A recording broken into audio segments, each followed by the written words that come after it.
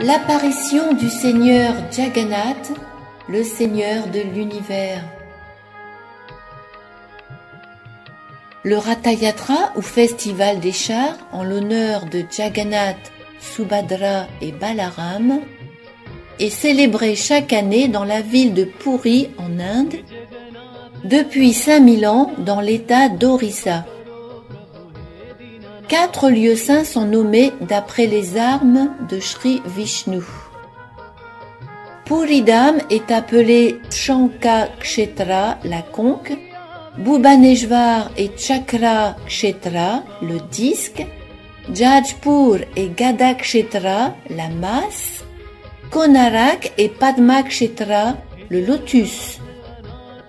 À Puri, on y trouve l'un des plus anciens temples d'Orient.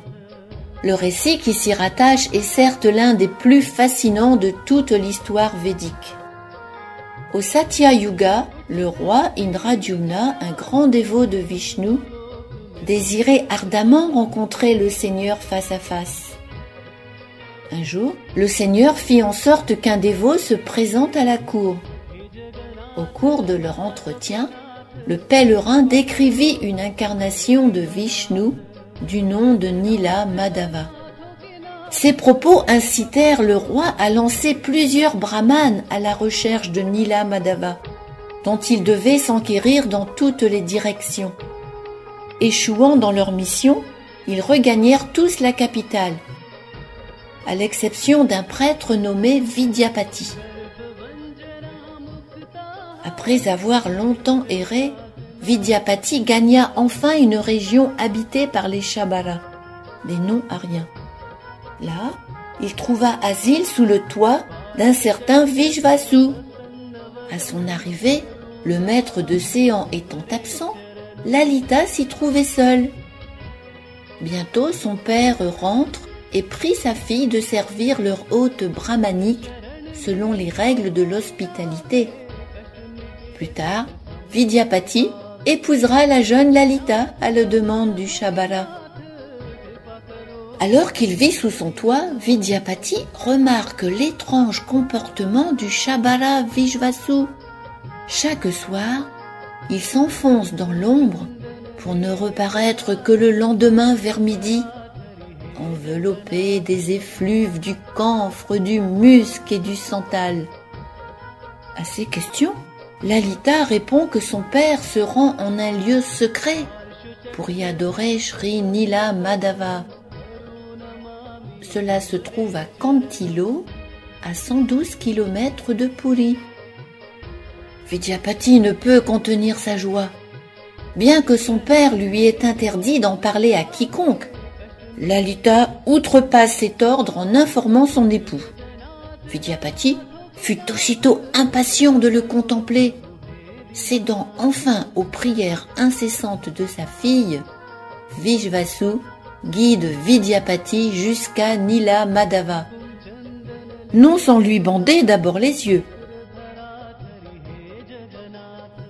À leur départ, Lalita glisse dans la poche de son mari quelques graines de moutarde qui l'aideront à retrouver sa route. Arrivé auprès de Nila Madhava, le Shabara retire le bandeau des yeux de son gendre, pouvant enfin contempler la beauté incomparable de la divinité. Vidyapati danse d'extase tout en lui offrant diverses prières. Sri Nila Madhava est une déité, Archa Vigraha du Seigneur suprême, comme on en voit dans les temples de l'Inde. Krishna dit dans la Bhagavad Gita: Man mana bhava mat bhakto mam jayi mam namaskuru. Emplis toujours de moi ton mental, deviens mon dévot, offre-moi ton hommage et voue-moi ton adoration. Bhagavad Gita 9.34. Il apparaît ainsi comme la divinité dans le temple pour accepter l'adoration et les hommages que lui offrent ses dévots. Il se met entre leurs mains pour recevoir leurs services et les aider à développer leur amour pour lui. Voilà un aspect de la grande compassion de Krishna et de son désir d'affranchir toutes les âmes conditionnées des chaînes de la matière. Vidyapati fut donc personnellement témoin de la miséricorde de Sri Nila Madhava. Lorsqu'il eut fini de prier, Vishvasu poste Vidyapati près de la divinité, puis s'en va cueillir bulbes et fleurs sauvages pour le culte. En son absence, Vidyapati est témoin d'un phénomène stupéfiant. Un corbeau somnolent, perché sur une branche, tombe dans les eaux d'un lac voisin où il se noie. Revêtant dès lors une forme dotée de 4 bras, il regagne le royaume spirituel de Vaikunta. Voyant cela, le brahmane Vidyapati grimpe dans l'arbre et s'apprête à imiter l'oiseau. Il est sur le point de plonger dans l'onde lorsque retentit une voix céleste. « Ayant contemplé Nila Madhava, ô Brahman, ne devrais-tu pas avant tout en informer Indradyumna, ton roi ?» Descendant de l'arbre, notre ami s'arme de patience. Vishvasu est bientôt de retour, chargé de fleurs sauvages et de bulbes. Dès qu'il amorce l'adoration de Nila Madhava, le Seigneur lui parle ainsi. « Depuis longtemps déjà, j'accepte les modestes offrandes que tu me présentes.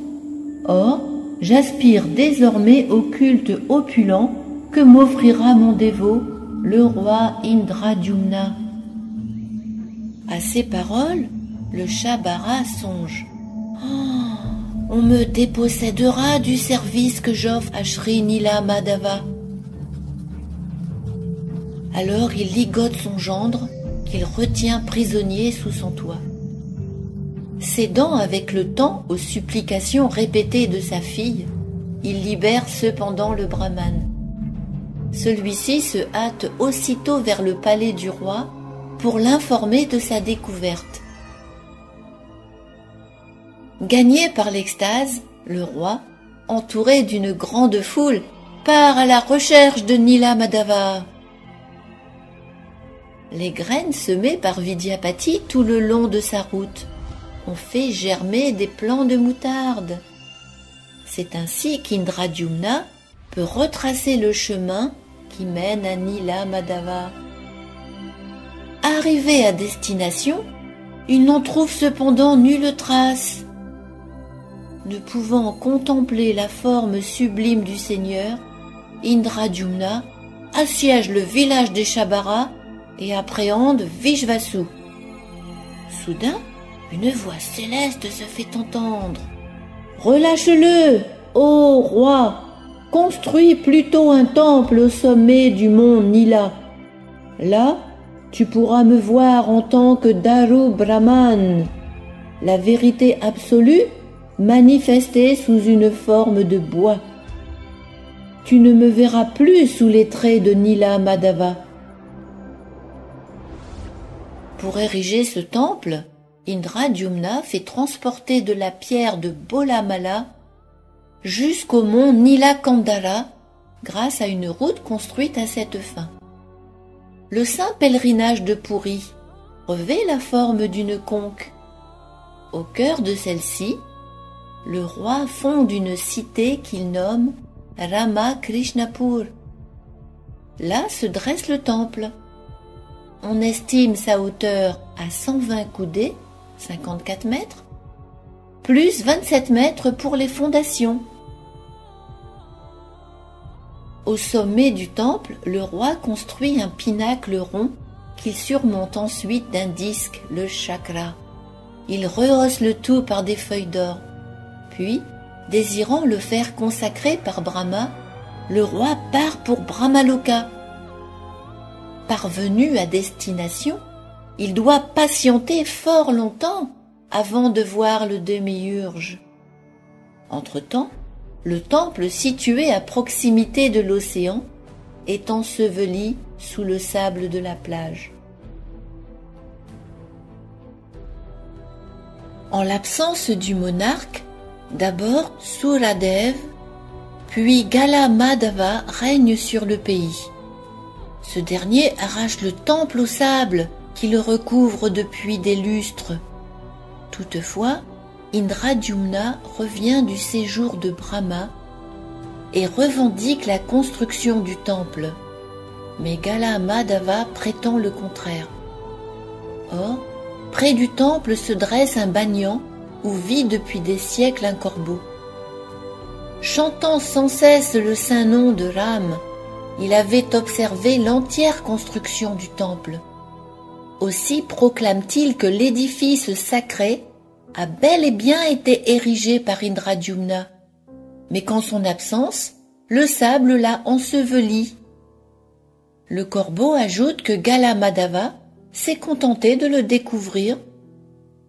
Pour avoir ainsi camouflé la vérité, Brahma ordonne à ce dernier de quitter le domaine du temple pour s'établir sur la rive occidentale du lac Indradyumna Sarovar. Le roi prie alors Brahma de consacrer le temple et la région environnante, appelée Shri Kshetra, qui confère la plus haute libération.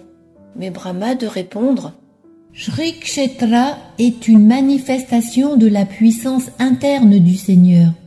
Quant au Seigneur, il se manifeste de lui-même. Il n'est donc pas en mon pouvoir de l'installer en ces lieux. Jagannath et sa demeure sont éternellement établis en l'univers matériel de par sa grâce. Aussi me contenterai-je de placer un étendard aux fêtes du temple, tout en prononçant la bénédiction suivante. Quiconque voit de loin ce drapeau et se prosterne pour l'honorer obtiendra sans mal la libération. Avec le temps, le roi, déçu de n'avoir pas trouvé Nila Madhava, s'étend sur un lit d'herbe. Devant l'inutilité de sa vie, il décide de jeûner jusqu'à ce que mort s'ensuive. Jagannath lui apparaît alors en songe et lui dit: Cher roi, pourquoi tant d'impatience? Les flots de la mer me porteront bientôt jusqu'à Bankimulan, où tu me verras sous ma forme de bois, dite Daru Brahman, la vérité absolue. Entouré d'une compagnie de soldats, le roi part vers ce site et aperçoit sur la rive un énorme bloc de bois marqué d'une conque, d'un disque, d'une masse et d'un lotus. Même s'il emploie plusieurs hommes et éléphants pour le déplacer, le Daru Brahman ne bouge pas d'un pouce. Mais la nuit venue, le roi entend en songe la voix de Jagannath lui dire: Fais venir Vishvasu, le serviteur de Nila Madhava, et place un char doré devant le Daru Brahman. Indradyumna invite donc le Shabara et Vidyapati à se tenir de part et d'autre du Daru Brahman. Plaçant un char doré devant lui, il commence alors à chanter les saints noms du Seigneur. Puis il le saisit tout en priant Dieu de bien vouloir prendre place sur le char. Ils peuvent dès lors et sans mal le hisser sur le véhicule pour le conduire en un lieu convenu. Brahma amorce ensuite une cérémonie et installe une déité de Nishringa sur l'autel où l'on verse les oblations. Le temple de Jagannath s'élèverait actuellement sur le site même de ce sacrifice, et la déité de Nishringa, située à l'ouest du Mukti Mandapa, dans l'enceinte du temple, serait celle-là même qu'installa jadis Brahma. Le roi Indradyumna s'entoure de plusieurs artistes accomplis afin qu'ils sculptent la forme de Jagannath dans le bois sacré. Cependant, aucun d'eux ne peut même le toucher. Dès qu'ils s'en approchent, leurs ciseaux se brisent. Finalement, le Seigneur apparaît en la personne d'un artiste d'un âge vénérable qui dit s'appeler Ananta Maharana. Il promet que si on le laisse travailler seul durant 21 jours, la forme du Seigneur serait achevée. Des dispositions sont aussitôt prises. Conformément aux instructions de l'artiste, tous les autres sculpteurs s'emploient à construire 3 chars. Puis, on transporte le Daru Brahman dans le temple, dont on ferme les portes, après que le roi eut accepté les conditions de l'artiste. Mais après seulement 14 jours, n'entendant plus le ciseau du sculpteur, le roi est envahi d'angoisse. Bien que son ministre le lui interdise maintes et maintes fois, sur le conseil de sa reine, le monarque ouvre de force la porte du temple. À l'intérieur, nulle trace du sculpteur. Mais le roi constate que le Daru Brahman apparaît maintenant sous 3 formes, celle de Jagannath, Subhadra et Balaram. S'approchant, il voit qu'elles n'ont ni main ni pied. Son ministre l'informe alors que le sculpteur était nul autre que Jagannath lui-même. Or, parce que le roi a manqué à sa promesse, en ouvrant les portes 7 jours trop tôt, le Seigneur s'est manifesté sous ses formes inachevées. S'estimant coupable d'une grave offense, le roi décide de mettre fin à ses jours. S'allongeant à nouveau sur un lit d'herbe, il entreprend de jeûner. Lorsque la nuit est à demi écoulée, Jagannath lui apparaît en rêve et lui dit « J'habite éternellement en ces lieux en tant que Daru Brahman. Mais sous la forme de Jagannath, je descends en l'univers matériel sous 24 formes sculptées. Je ne possède ni main ni pied matériel, mais je n'en accepte pas moins, grâce à mes sens spirituels. Tout ce que m'offrent mes dévots, et pour le bien du monde entier, je vais d'un endroit à l'autre. Tu as manqué à ta promesse, mais ce n'est qu'un aspect de la douceur de mes divertissements en vue de manifester cette forme de Jagannath, laquelle protège le message éternel des Védas. Quoi qu'il en soit, les dévots dont les yeux sont oints du baume de l'amour me voient toujours comme Shyamasundar, tenant une flûte. Si tu désires me servir avec opulence, tu peux à l'occasion parer ma forme de mains et de pieds faits d'or ou d'argent. Sache toutefois que mes membres sont l'ornement d'entre tous les ornements. Les Védas, et plus spécifiquement la Svetasvatara Upanishad 3.19 affirme « Bien qu'il ne possède ni main ni jambe, il se déplace et accepte ce qu'on lui offre. Même sans yeux, il voit, sans oreille, il entend, il connaît ce qui est connaissable, mais lui, nul ne le connaît. On le qualifie de personne suprême et originelle. »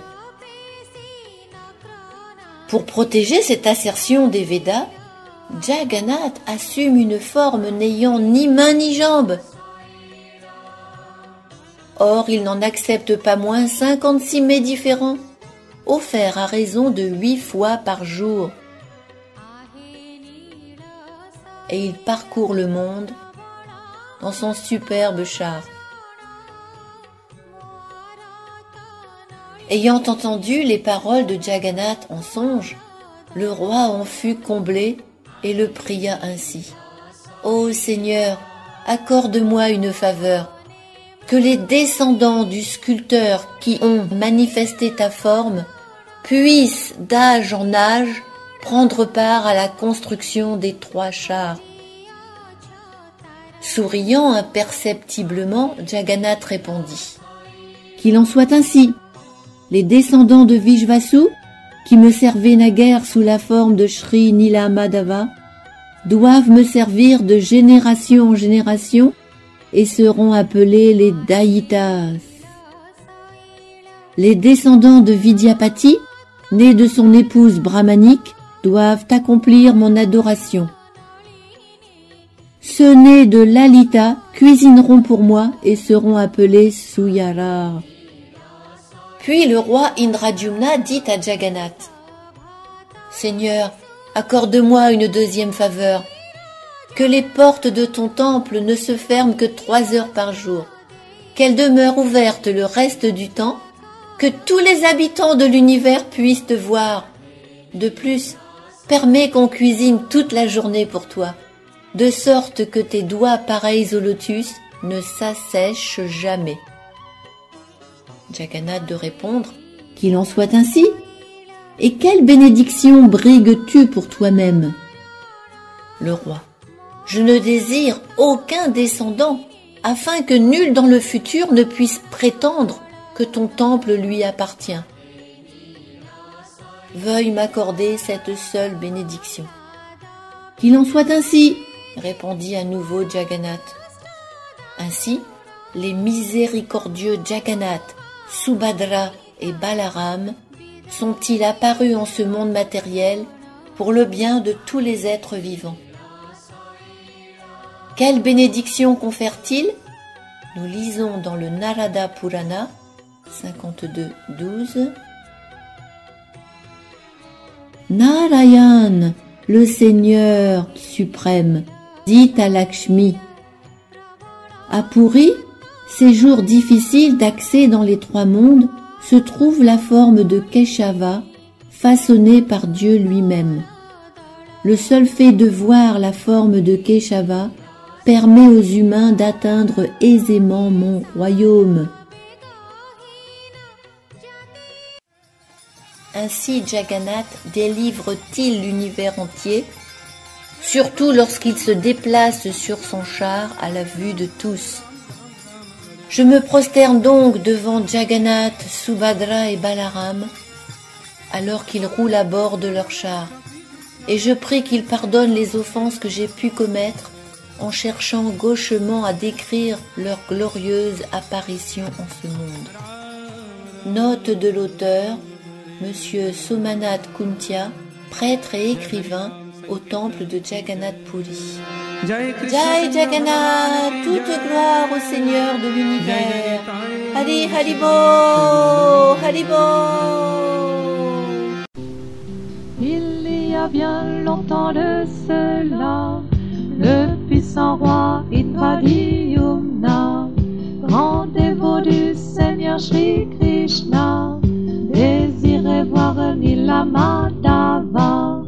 Il demanda l'aide des brahmanas, dans toutes les directions on chercha.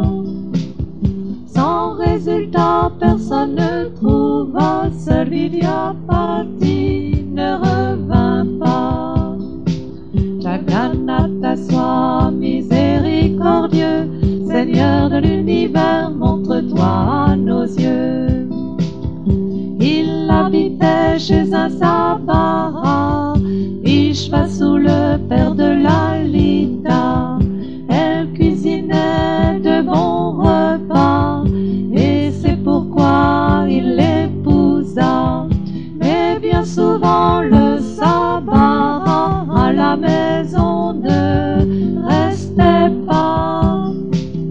Vidyapati s'en étonna, il questionna sa femme Lalita.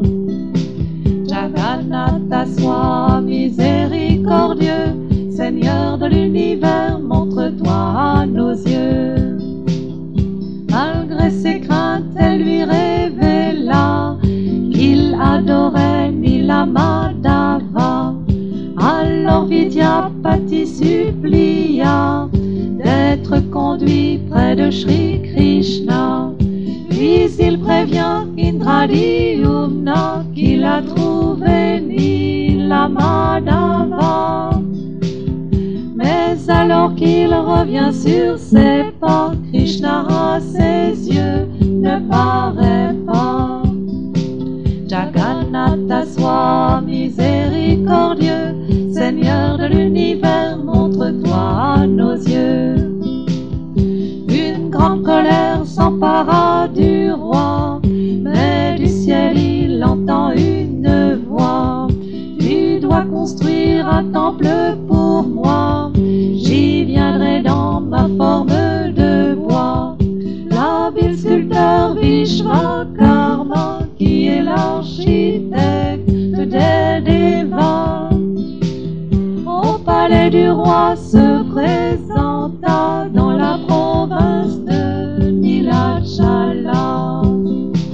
Jagannatha, sois miséricordieux, Seigneur de l'univers, montre-toi à nos yeux. Lorsque 14 jours furent passés, à cause de sa curiosité, le roi voulut voir les déités, mais le travail est inachevé. Puisque le roi est très affligé, Krishna dans ses rêves va lui parler. Pour toi je me suis manifesté dans ces trois formes, sans main ni pied. Jagannatha, sois miséricordieux, Seigneur de l'univers, montre-toi à nos yeux. Désormais tes désirs sont comblés, dans l'opulence tu peux m'adorer. À mon service toujours engagé, ta fortune, tes sens et tes sujets. Sur un grand char en bois décoré, chaque année vous me promènerez, pour que je puisse sur tous déverser ma puissance de félicité. Jagannatha, sois miséricordieux, Seigneur de l'univers, montre-toi à nos yeux. Jagannatha, sois miséricordieux, Seigneur de l'univers.